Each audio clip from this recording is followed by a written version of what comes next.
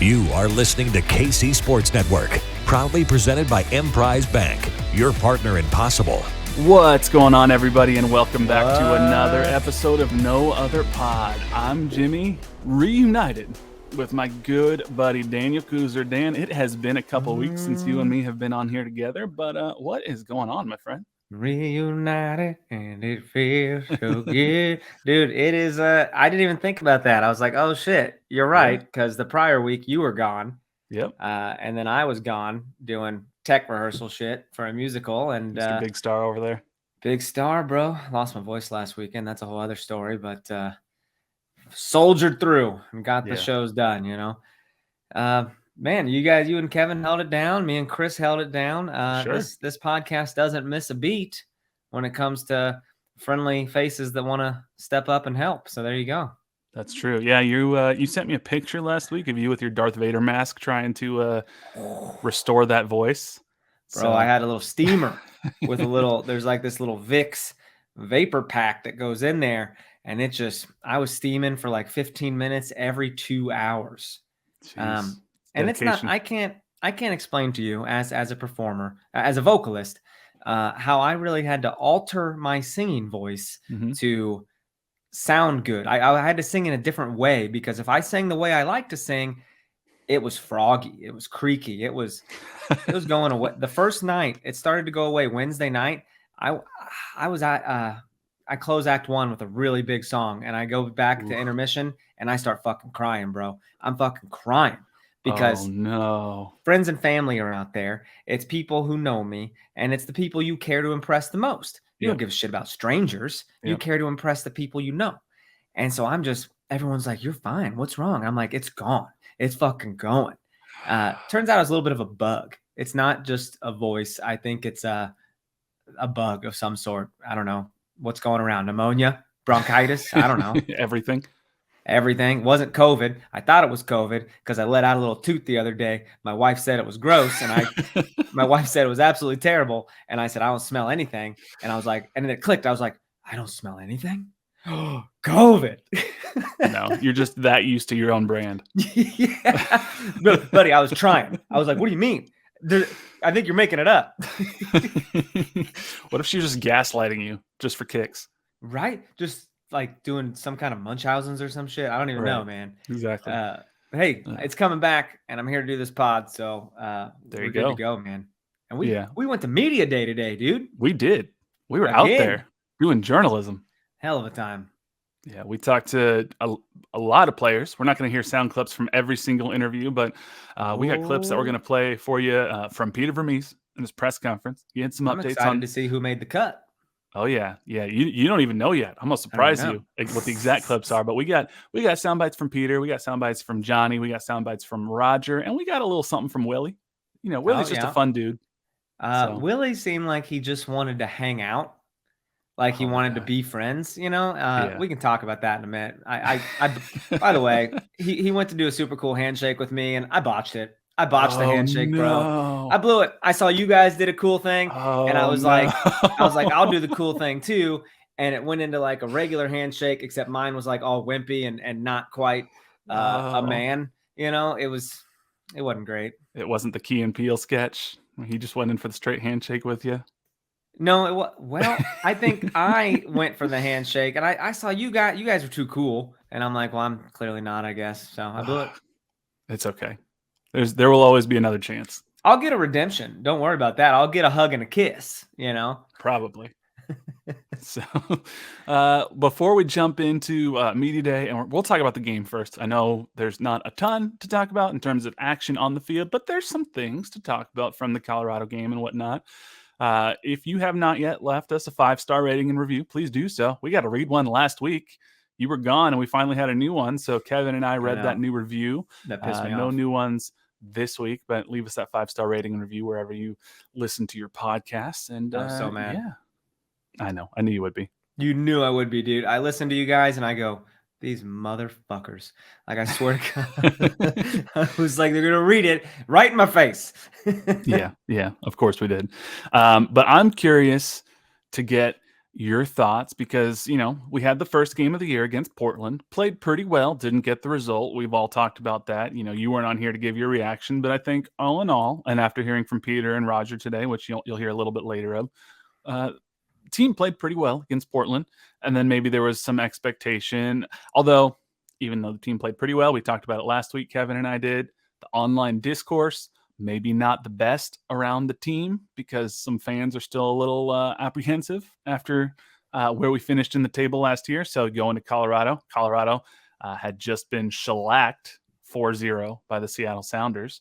And so going into Colorado, hoping that you can get a result. And they did get a result, but there were no goals scored. And I think that seems to be the main talking point through 2 games is, okay, what is the deal now? 180 minutes played plus stoppage time. Really no great chances on goal through the Colorado game. There were, 11 shots, I think. And 5 of them, I believe, were on target. No goals scored. So again, lay the groundwork here. No Johnny, no Alan Polito, no Gadi Kinda. How are you feeling 2 games in, no goals scored? We got 1 point through 2 games heading into a big one at home here. How are you feeling? I mean, you should be feeling fine, right? I mean, as far as like you had 2 road games and you drew one of them. I mean, it's the first 2 games of the season. So like I think everyone's trying to overanalyze. When in reality, there's a lot of great things. I mean, I think that looking at the past 2 games as a whole, I think Eric Tommy went full out beast mode a couple times and was just like Thanos, I'll do it myself, and Eric Tommy's inevitable, bro. I feel that I think John Polskamp is a beast. I think he's really showing up strong. Tim Melia had high praise for John today. Which is so tough, right? Because he's your competition. Right. All I know is that if anyone's got my spot that I want, it's going to be tough for me to say good things about this person. I don't know. That's not a good teammate, but I want to be that starting spot, I don't. It is hard. It's different. But that it's called being a good teammate. So good on Tim. I clearly would not be good. But I think that a lot of people are overreacting, bro. Don't go head up the Facebook comments or the Twitter. Social media is not real. We all know this. God forbid Reddit. Reddit, yeah, that's it's poison. It's not a good place to be. So, but we did. You know what? You can't look too far ahead because this point last year we were saying the same bullshit. Hey, gotta calm down. Only 2 games, and then end of May happened, and we were like, we might be in trouble. Yeah. So, the thing for me, I'm not making any, I tweeted this, I'm not making any definitive conclusions about this team through 2 games. Peter, he even mentioned at Media Day today, he goes, I'm going to sound like a broken record. You've heard me say it before. It takes 10 games to really figure out the identity of a team, sort of get in the swing of things, which I think is fair. The thing that I would love to see this team work out is Willie has been sort of on an island on his own these first couple of games, and it's hard to really pin down the exact reason why. He maybe is trying to do a little bit too much through the first couple of games, but I also think defenders maybe are marking him a little bit differently. When he came into the league last year, he was sort of an unknown, and then he scored 8 goals in 10 games or whatnot. So now he's got all that hype. But if you look at the passing chart for this last game, he really didn't have any connection at all with Daniel Shallowy, with Kyrie Shelton, with Marinos Janis, with Eric Tommy. With the only person he really had a connection with was John Polskamp, probably on goal kicks, and a little bit from Graham Zusi. So I don't know. Is that just a function? Do you think that's just a function of this team just trying to figure out their stride and get back into what it's like to play together in a real game? That's kind of what it feels like, right? I mean, but he says feels like a broken record, blah blah blah. He says it every year. It takes 10 games. Do you think he'd be saying that if we were won the first 3 games in a row? I think so. I think Peter. You think so? Yeah, Peter's the kind of guy who I don't think he gets too high on the highs, and I don't think he gets too low on the lows unless there's a real reason to. Like, if this team played like they did at Portland last year, where they just kind of gave up on the field and then the floodgates opened and they scored like 7 goals or whatever it was. If that was happening, I think Peter would be ripping a new one. But like, he was preaching patience today quite a bit.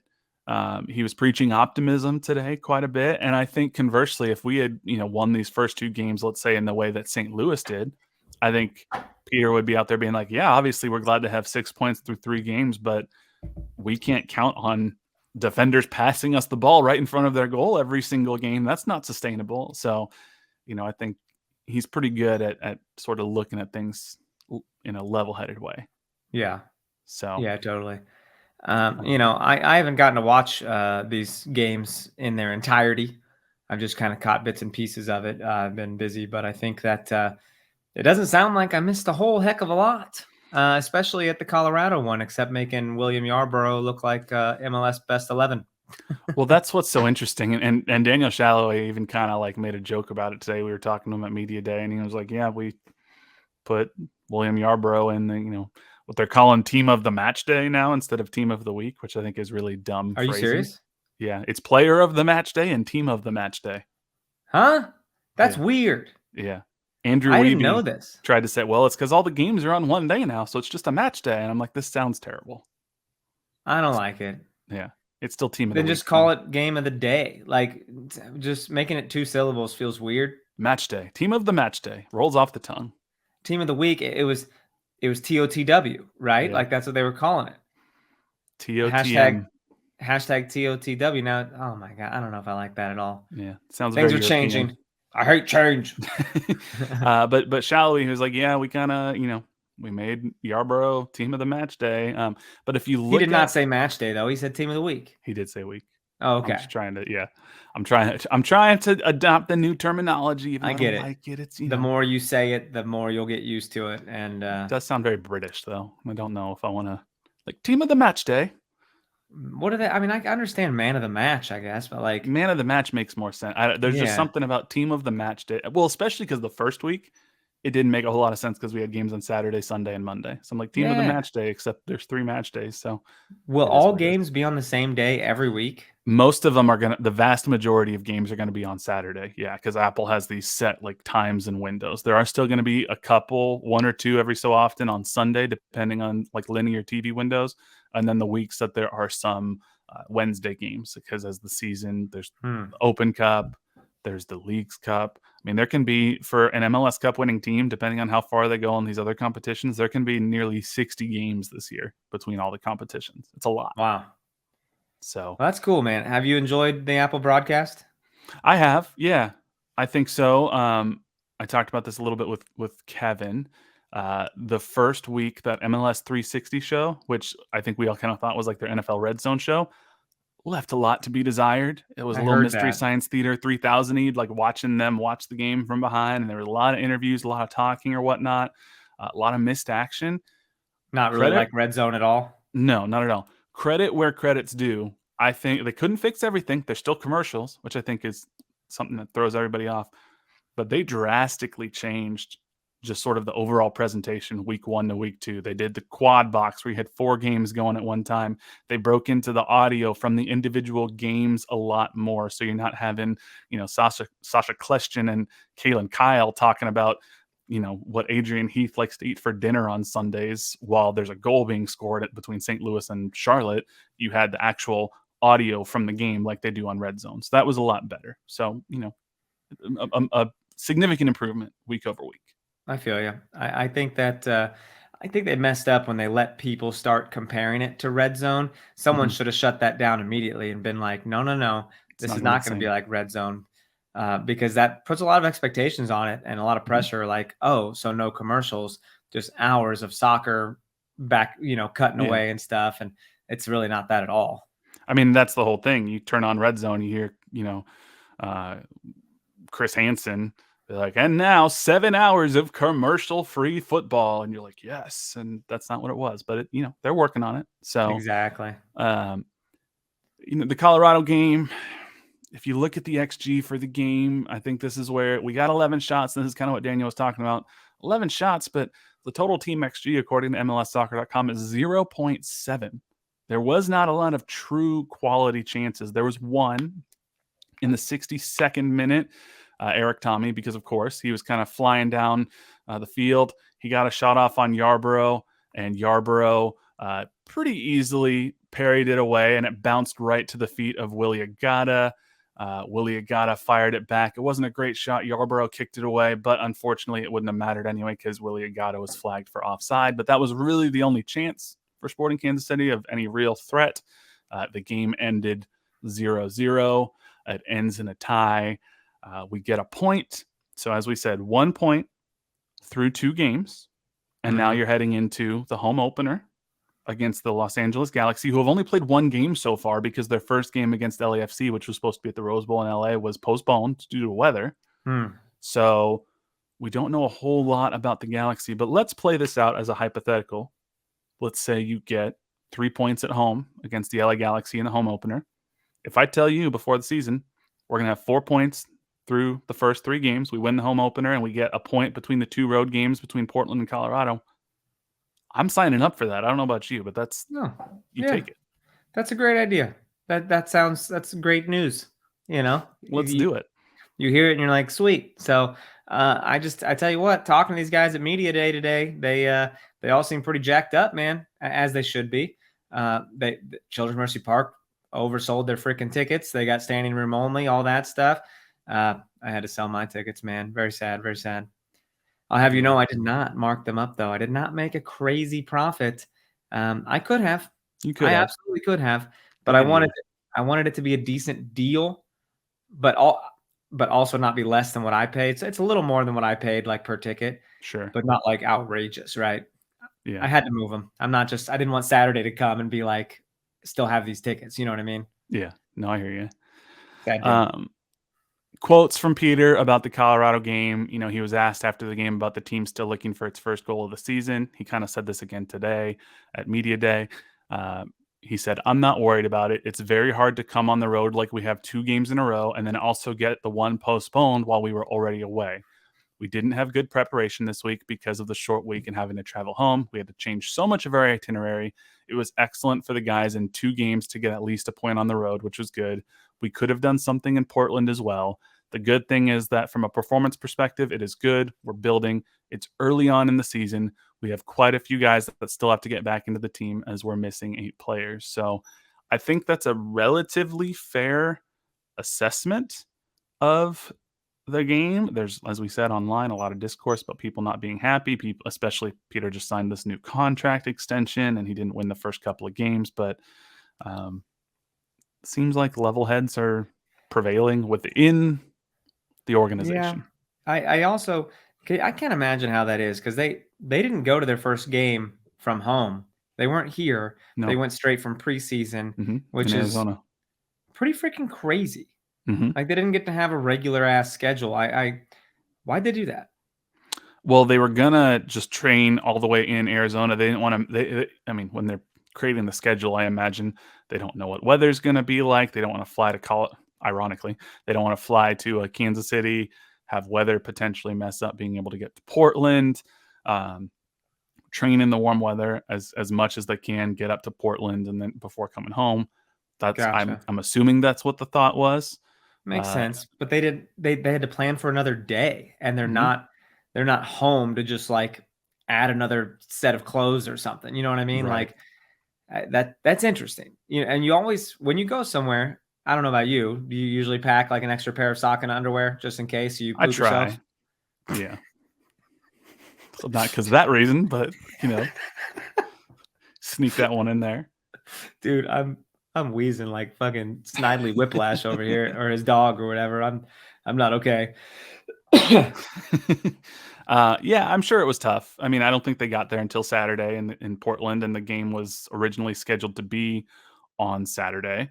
So it was definitely different. It seemed like it was cold. Willy today, when we mentioned the weather, he was like, "Oh God, it was so cold." You see his eyes? He just goes, "Oh." Yeah. He was so annoyed by that weather. He didn't like it. Nobody liked it. And even Roger, we were talking to Roger after we were done talking about the interview, and he was saying it was even cold in Colorado, and he's like, it sucks because you wear the long sleeves to try to stay warm, and then you start getting sweaty, and then the sweat makes you cold, and so you got to wear short sleeves, but then you're cold, and you're running around, but your hands are cold. And hey, I was like, why didn't you have college that in Colorado? That was No Other Pod Science Corner with Roger Espinoza right there. I know we weren't recording at that point, but I was like, you went to college in Colorado. You should be used to it. He was like, nobody ever gets used to that. Yeah, you said don't you get used to it, and he was just like, do you ever? Like, right. It's cracking me up. What a silly thing to say. Yeah, we cut Raj at the end of the day, and I think he was just letting him fly. So we'll have that audio here in just a little bit. But overall, I would say, and I'm sure we're gonna get some comments about this, but like, I would tell people to relax. I know we said this last year, but I truly think if you watch what's going on the field this year compared to what was going on last year, it's different. It's a different set of circumstances. And Peter Vermees, he talked a little bit about that at Media Day. He had a press conference. He talked for 30 plus minutes. I think I looked at my recording after. It was like 33 minutes of audio from Peter Vermees, both in English and Spanish. And he talked about what it's like to be dealing with so many injuries that the team has been dealing with this offseason, and what some of those players coming back. And he gave a little bit of an injury update for the players that have been out. And I want us to play the audio from what he said during the press conference, where he's given sort of an update from these players and what to expect. So let's kick it to that audio right now. So we have 8 players right now that either fitness or returning. So I would say over the next 2 months, we have 8 players that are returning to the team. Melia, he's back to he's going to come back pretty quick here. So Melia, Ndembe, Leibold, Radoya, Polito, Kinda, Russell, and then Rosero, who we just signed. His is a work permit, and then it's a little bit of an adaptation period of him getting in. But I would say over the next 2 months, you're going to see all those. Like an example is Allen's in full training right now, which is huge.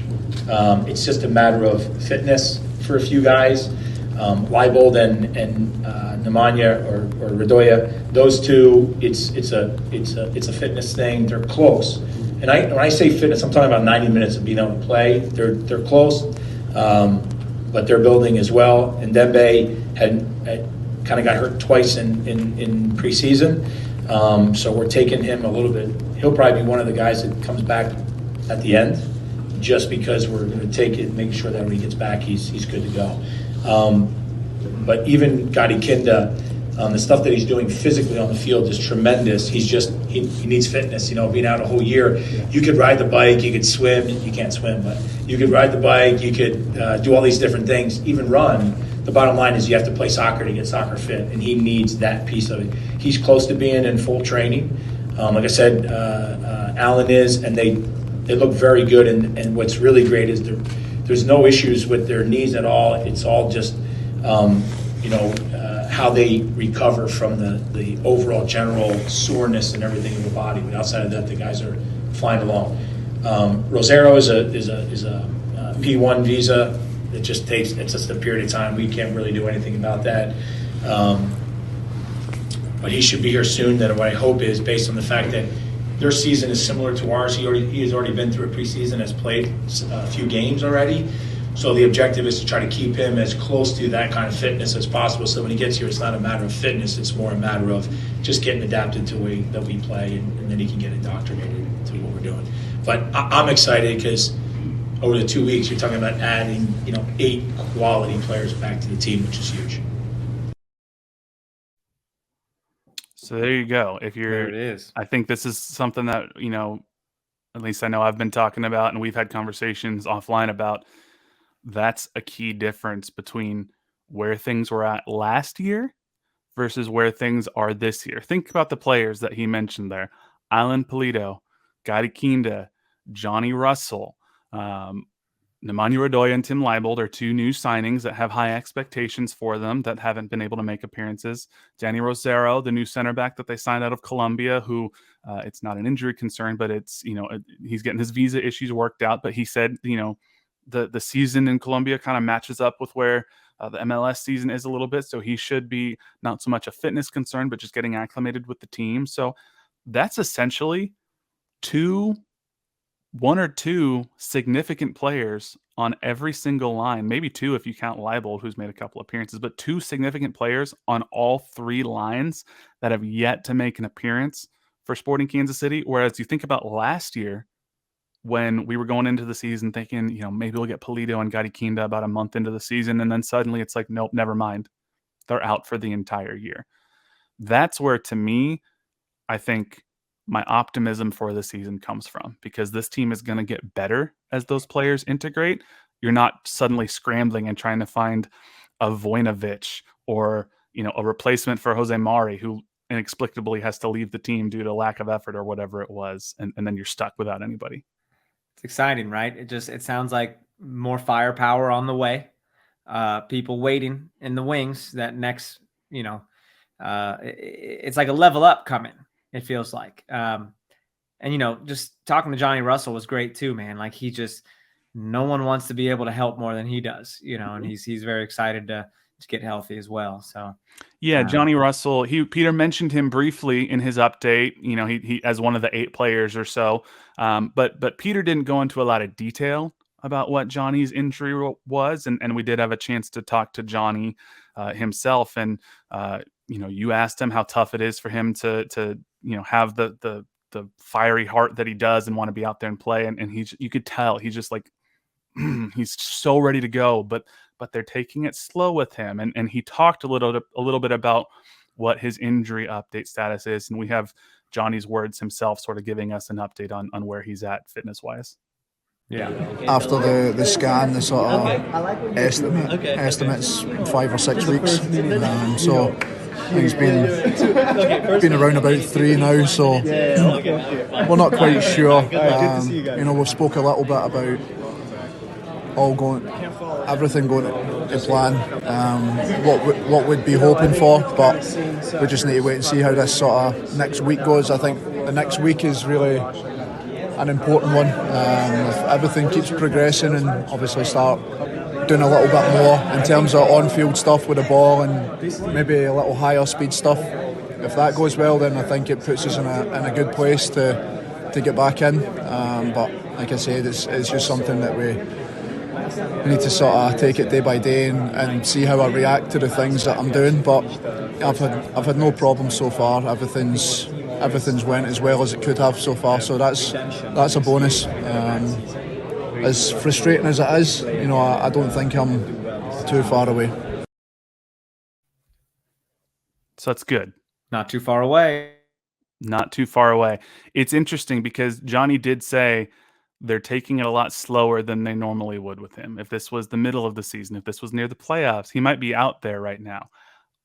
We didn't talk about this explicitly with Johnny, but I have a feeling that sort of what happened with Alan Polito in particular, they're trying to make sure that nothing like that ever happens with another player again, because Peter said Alan got injured with the national team a couple of times, and we've heard Peter talk about that Alan was really never fit, but he mentioned today that when Alan was playing with that knee injury, after the game, they'd have to be draining sometimes 40 cc's of liquid out of his knee because of just the injury he was dealing with. And Peter's begging him like, hey, go see a doctor. Let's do the surgery. And Alan wanted to keep playing.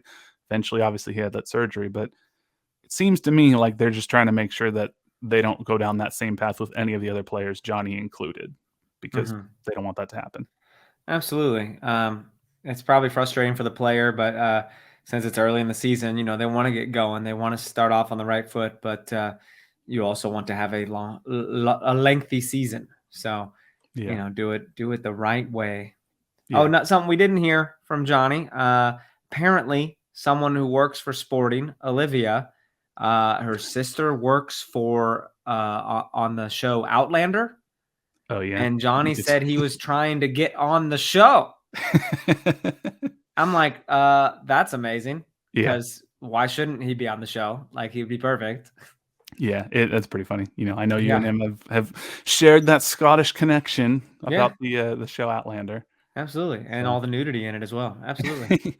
But he elaborated a little bit more on his injury. He said it was in the last minute of a preseason game and he stretched too far for a ball he probably shouldn't have stretched for and didn't need a stretch for, and then injured his hamstring. And he said there was like a minute left in the game. Yeah. He's like, I don't know why I did that. But that's that human component. Everything is we're always thinking about like, oh, woulda, coulda, should have done that, should have done this. Why did that was so stupid, and that was just kind of interesting to hear from his perspective. Yeah, because that changes everything. That one little second. He's not going to be playing in the Galaxy game. He said he'll be up in the box watching, which is the most frustrating part from him as a leader and as a competitor. He wants to be with the guys on the field, but but as it sounds like, he's getting there. It's quick interjection. Did Zusi any voice? Did he make a cut today? I don't have any Zusi clips that we can play, but then I want to mention something real fast. I think I get it now. I get it, and I'm going to be real human and honest with everybody right now. You had told me before we had Graham Zusi on. You said I'm not sure that he would be a great interview because he has spoken in the locker room and has been kind of. I don't want to say bland, but kind of tame, kind of very well media trained. Well, media trained. And I get it, buddy. I get the kind of person he is, because today you saw it in a Q&A setting. He's very media trained, very maybe uncomfortable. Who else is uncomfortable in a Q&A setting? You're looking at him. Me. I was very uncomfortable. Yeah. I can rock a conversational Q&A very well. And I'm very friendly and down to earth and fun and can go back and forth with somebody.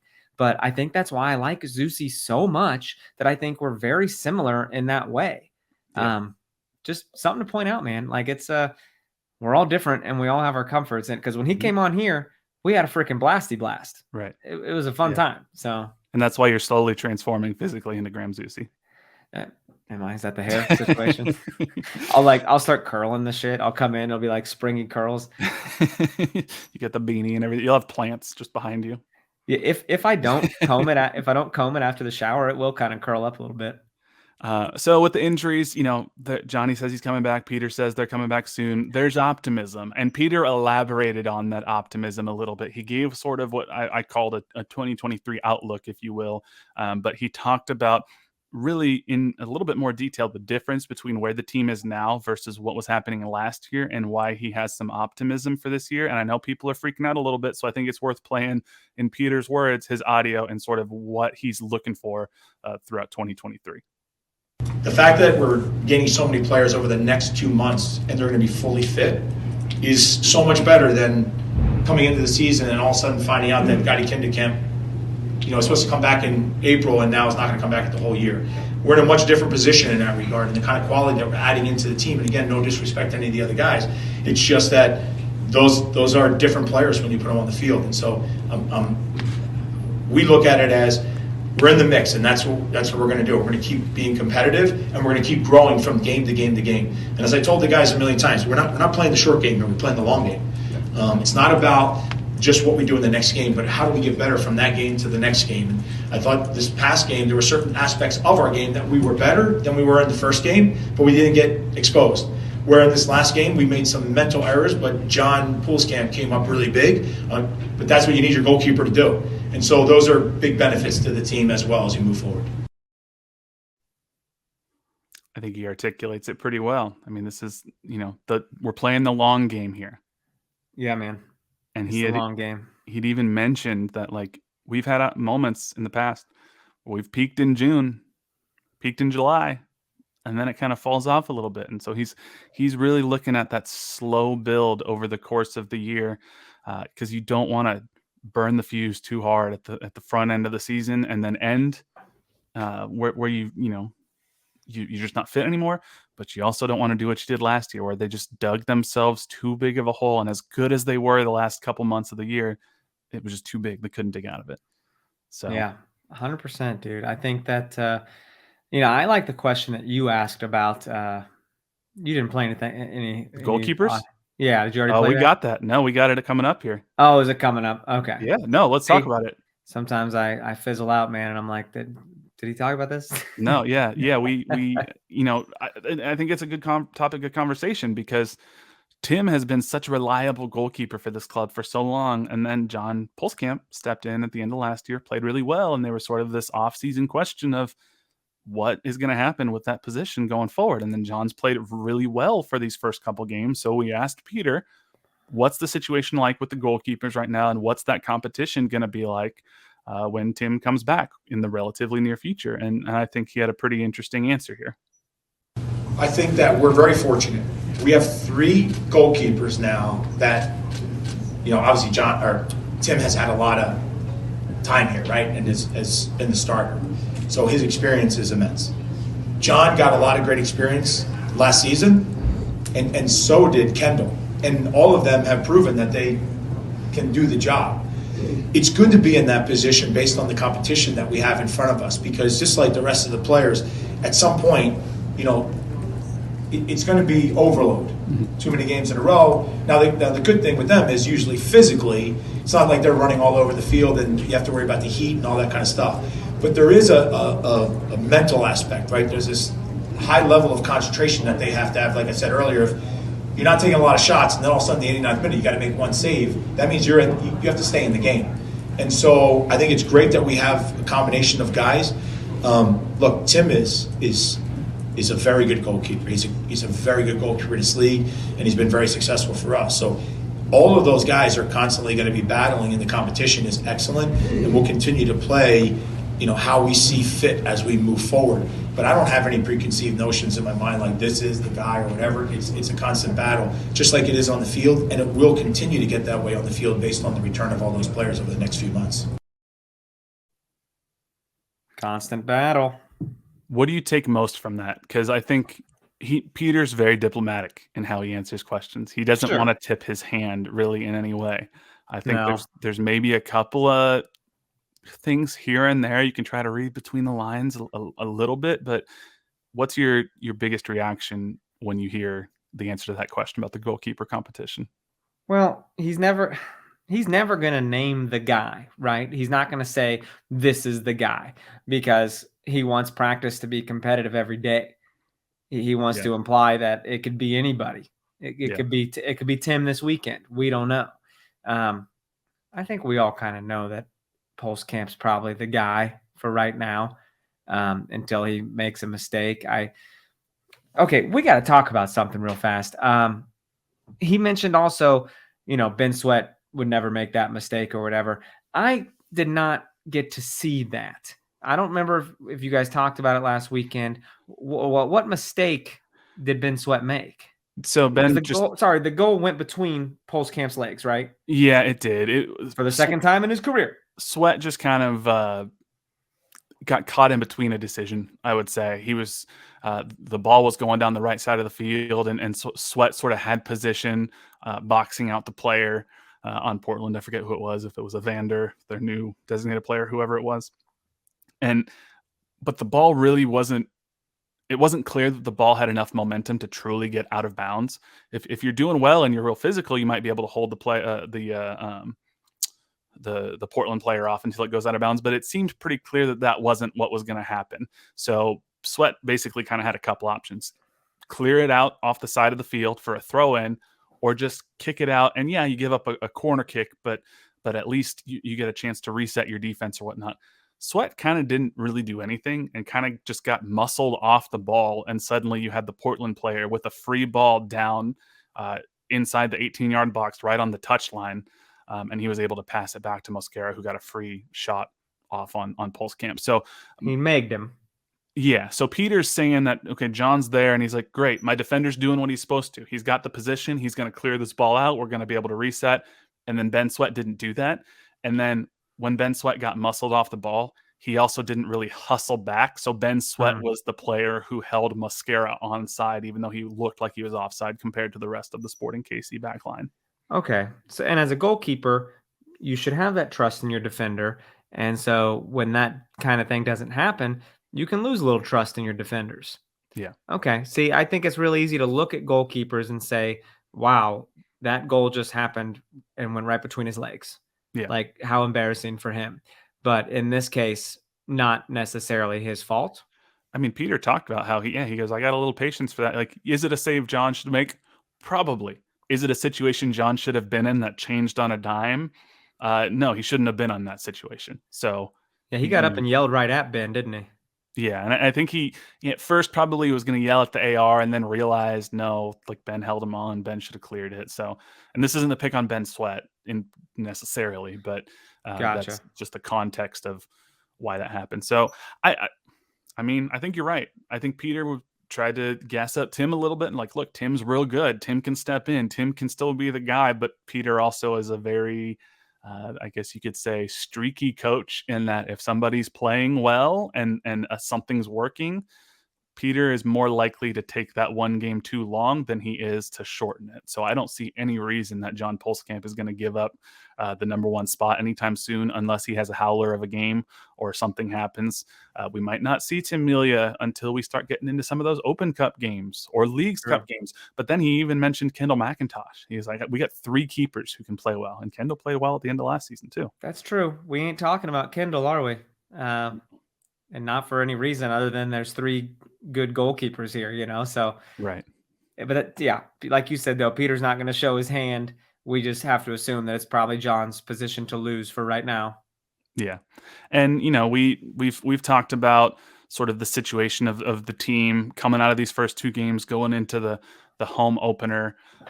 We talked to Roger Espinoza a little bit about as a veteran presence in the team, as somebody who started those first 2 games in Portland and in Colorado, what he's feeling as a player. And he sort of gave his assessment of the Portland and Colorado game. And I think, again, I don't know if this is going to calm any fears or whatnot people have out there in the internet sphere, but I think obviously Roger is somebody we all know and trust. And I think his analysis of what happened in the Portland and Colorado games is very interesting and worth listening to. So let's hear from Roger.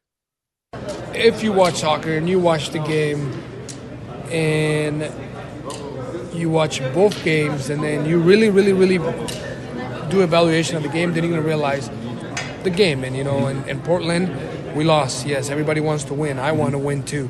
But I'm looking at the way we play, because if you play the same way every weekend, at the end of the year, you're going to end up with the most points. I guarantee you that. But if you win a game and you play ugly and you're happy because you won that game, you play ugly, I guarantee you next weekend and the week after, you're not going to win playing that ugly because another team is going to beat you. So if you watch the games and like you're saying, those games, we didn't win the game and then we went to Colorado and we tied and we got a point on the road. That's very difficult to do, especially in a place like Colorado. So for me, I always look like how the team is playing. If I was actually more happy leaving the game in Portland than the game in Colorado. And the reason being is people can say, how come? You lost in Portland, you tied in Colorado, you got a point. Well, in Portland I was happy because the team played well. Being the first game in a very hostile environment, playing on turf, cold, changing the game time, game day, that's not easy to do. That's not easy. You got to change your schedule right there, and you got to, improvise, let's say. And so for me, I was very happy for that game. Colorado, altitude pisses me off because it's kind of difficult trying to do the things you can. They were even gassed at some point. It was 20 minutes, it was us, 20 minutes, it was them. I feel like we needed to score a goal, but here we are now, and I'm happy with what we've done so far. And now I play Sunday, and you evaluate how the last 3 games have been, and then from there we can move on. Dude, my favorite, first of all, altitude pisses him off. I love that. I'm like, whoa, altitude, what'd you do? But first thing first, it's how you play, and you see how you play, and like everyone wants results. Yes. But he's not unhappy with the way they played these last 2 games. Mm-hmm. He sees the results. Portland, shitty deal, man, giving up a goal in the first 10 minutes, but almost having a couple goals later on in the game. Colorado, all those shots on goal. I mean, getting open. I'm excited, man, that he's excited. That makes me hopeful. And he's right. If you have quality games, you'll get the points. And then sometimes you won't. As fans, sometimes we want to make it a zero-sum game. Did you win or did you lose? That's it. And right, soccer is one of those games where it's not always that simple. Not always that simple, man. It's not basketball. It's not football. Basketball, you got to score a ton of points, right, to win a game. Yeah. Football is very back and forth as well, but soccer it's just different. Yeah. It's different. It could be a barn burner. There could be a 7-goal match, or there could be nothing. Yeah. if you play as well as you did against Portland and you control the game for 80+ minutes the way you did against Portland, more often than not, you're going to win. And that was his point, which I appreciate. And obviously, they probably should have. I mean, they should have. When you brought up that header from Willy AGADA, he did not like that you brought that up. He was like, he's just like, you had to do it, didn't you? And I'm like, that's him. That's what Jimmy does. He pisses people off. Willy cracks me up. Well, we haven't scored a goal yet, and we didn't even bring it up to Roger, but Roger had a little prediction he wanted to make about the first goal of the year. If you do play this weekend, which, you know, I'm gonna score a goal. You're going to be the I'm first gonna goal score a goal, man. Okay. Yeah, there you go. We're gonna go for a goal, bro. Okay. I just gotta say it, right? If I don't score a goal, then you never put that out there. That's and right. If I score a goal, as Roger told me. And Roger called it. He called a shot. I'm gonna score a goal, bro. That's what he said to you.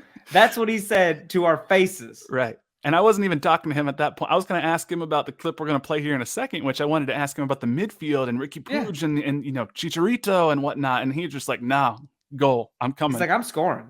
And it's like, cool, man. And if it happens, I love it. I love Roger. We talked to him toward the end, and I think he was, you know, and Roger's always great, but I think he was just firing off and having fun. And he might have been ready to wrap up and get the hell out. He's like, I see some other guys have been let go.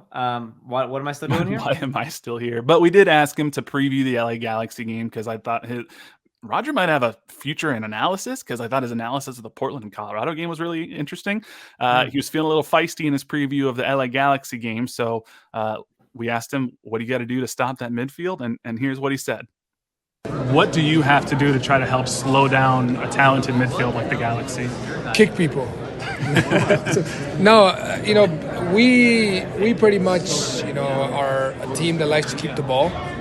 And so, you know, as much as you think, you know, defending, I think the best defending is keeping the ball.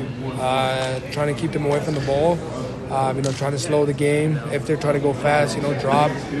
You know, for us, you know, in the middle, I always said to the guys in the middle, if I get the opportunity and anytime I'm there, that if you win the middle, pretty much you give yourself a very, very good chance to win the game. And so I always take that to heart. I always try to get the guys going because, you know, we want to win the middle. That's what's going to make us happy at the end of the game. And so, you know, a lot of times we have won here, you know, I was as simple as that. You're always in between the offense and defense. So if we do everything well right there, both sides are going to be happy with that. So for me, you know, if we keep the ball, that's going to help us a lot. It's going to give me a lot of energy, or give my teammates energy to be in the field and you know, reserve energy until the end of the game and to have a better outcome to win the game. Kick people. Kick people, dude. That is I mean, put that on a shirt. Kick people. We should. We'll just sell a shirt that just says kick people. I don't see why not. I mean, that is the slogan. You put that in quotes, kick people. Well, Roger Espinoza, no other pod. Like, why not? I might have to make that design and upload it to our store. People will wear that shit. I mean, I thought he was going to just stop there, which was hilarious at first, especially with his, you know, red card Roger reputation, most red cards in the history of the league. You know, it's on brand. But I mean, we're a very possession-oriented team, and I think sometimes people think, well, you got to do something with the possession, which is true. You know, it's not just passing it back and forth between the center backs, but against a team like the Galaxy, who Peter said they steal the ball anywhere on the field and then they run like hell. They go fast. And the best offense sometimes or best defense is a good offense. If you keep the ball away from them and don't do it. Robbie Voller's done a couple times and nearly give the ball away in a dangerous spot and make Pulskamp stand on his head. It's going to be a lot better. Bad deal, man. Roger takes a lot of pride in that midfield, and he wants them to know, like, that ball is ours. Yeah, we keep it, we distribute it. You know, that don't let them have it. He's going to be key, I think. In, you know, I'm assuming he's going to play. That's what we started the clip. Like, you know, you're probably going to play this weekend because, you know, Radoya, he might be getting close to fitness, but probably he's not going to start. He might appear as a sub or whatnot. So it's probably Roger again. Mm-hmm. He's going to be key in that box-to-box role and trying to slow down some very talented Galaxy midfielders and a very quick Galaxy team who they lost to Dallas last week. But we don't know what to take from that because it was on the road and they missed their first game. So there's some dangerous pieces there. We'll see. Yeah. And then the last few clips, or last couple of clips, I guess, we talked to Willy, and I just want to play a couple of clips from Willy here because I think it shows two sides of Willie here. We talked about how he mentioned how cold it was in Portland, and so this is him talking about coming back to Children's Mercy Park, playing in front of the crowd in the home opener, and just how excited he is to get back in front of the Cauldron and Sporting Kansas City fans. You excited to play in front of the home fans? Oh, bro, we're waiting, bro. We can't wait for weekends. Let's go. Hopefully a little warmer than it was in Portland. Yeah. Oh, bro, I don't want it to get cold like that, but again, we just need to keep it real. We just need to keep going. It doesn't matter what the weather is. We just need to go out there, and represent, Sporting. That's our home, and then we just need to defend it all the time. It doesn't matter about the weather, but hopefully it's to get like nice and chilly weather, and then we'll be good. Yeah. I need you to know something. As you asked questions to Willie, he answered them while looking directly at my eyes. Exclusively at you. Never you. Never you. To where I was like, I do appreciate being included, but I wonder if he thinks I'm one hell of a ventriloquist or something. I don't know. I did notice that. So we had a connection, him and I. Like, we connected, bro. It's just hard not to feel his energy when he's just like, oh, bro, it was so cold. Like, he's doing backflips on the field. He's kissing Peter Vermees. He's dapping you up. He's calling you bro. He's dangerous making eye contact. Direct eye contact with you. Just lovingly. It was insane. I mean, I think it was palpable with all the players how excited they are to get back in front of the fans at Children's Mercy Park. But on the flip side of Willie, he's a very intelligent player, and he trusts Peter so much.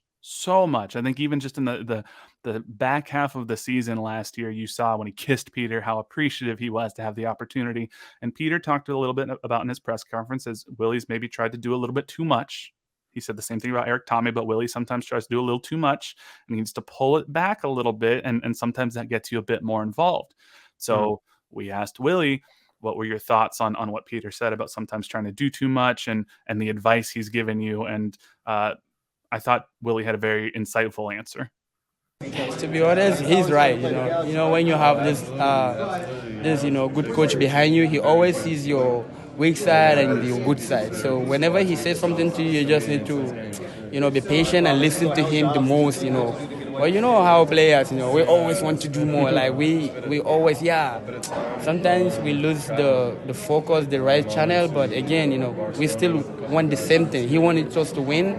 We always want to win also. But sometimes being a little bit patient will take us to that, promised land that we always want to, scoring goals, just like he said. But again, that young boy wants to score a lot of goals, so you want to touch every ball, and then he always tried to, make me to stay in the target so that it would be like more easy for me. But again, I want to touch all the ball. I want to help the team sometimes, but he wanted me up there.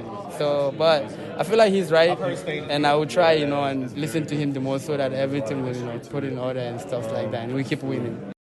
Well, he said the young boys got to eat, so hopefully that's what we said. He'll get on there. Dog eat, man. I think what's interesting though, he mentioned he's chilling, like, bro. Chilling, bro.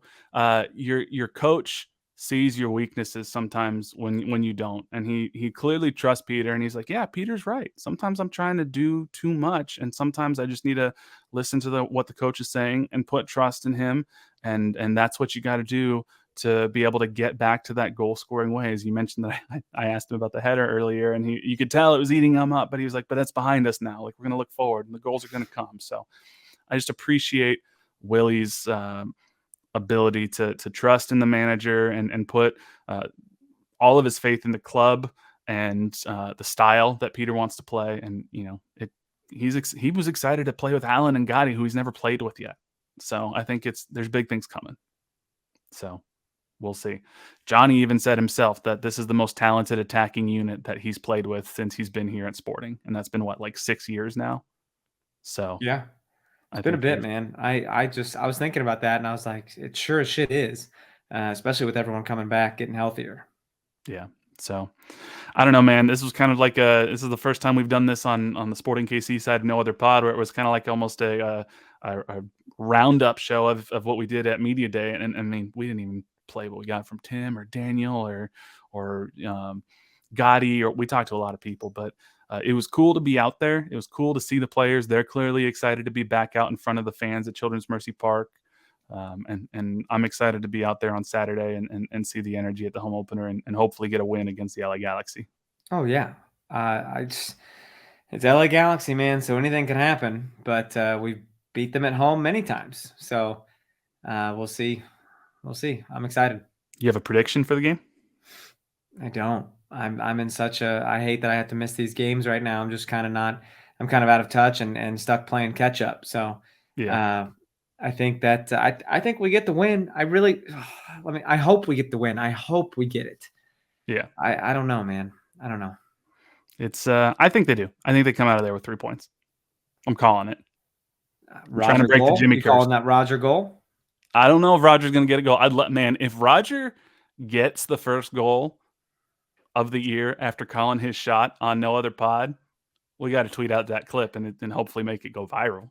And what's the T-shirt going to say now? Just kick them, kick people, kick people. Roger Espinoza. I mean, I don't know if we can put his name on it because there might be a name, image, and likeness issue or whatnot. But I just kick people on there. True, I like it. So I love it, man. You got anything else coming out of Media Day that you want to mention before we sign off here? Nothing out of Media Day, man. But I would be remiss in saying, if you haven't already, get your tickets to Something Rotten at Topeka Civic Theater. Running now until April 1st. So get on it, man. I know a lot of people are coming. I know some listeners that have reached out to me that are coming. So yeah, very cool. Awesome. I had to sell my Friday Night SmackDown tickets, and a listener of ours bought them from me. There you go. Yeah, okay. Very cool. So very cool. On the road to WrestleMania. I know it. I'm sad to miss it. Well, thank you all so much for listening. Can't wait to see you out at the home opener Saturday night at Children's Mercy Park. But yeah, if you haven't followed us on Twitter or Instagram at Dan Kooser, at JCMac03, at No Other Pod, shoot us an email, nootherpod@gmail.com, or check us out, bit.ly.com/nootherpod, and you might just see a Kick People t-shirt available for purchase, or mug, or a phone case, or whatever you want. I think I'm going to try to work on that design and see if I can't get that up there and see if that might be something people want. So, but thank you so much. Until next time, he's Dan. I'm Jimmy. We'll catch y'all later. See ya. Just kick people, baby. Thanks for watching this production of KC Sports Network, the fastest growing sports media network in Kansas City. Check out these videos that feature our team of more than 15 former players, insiders, and analysts, bringing you the best Chiefs coverage you can find. Entertain, educate, inform. KC Sports Network.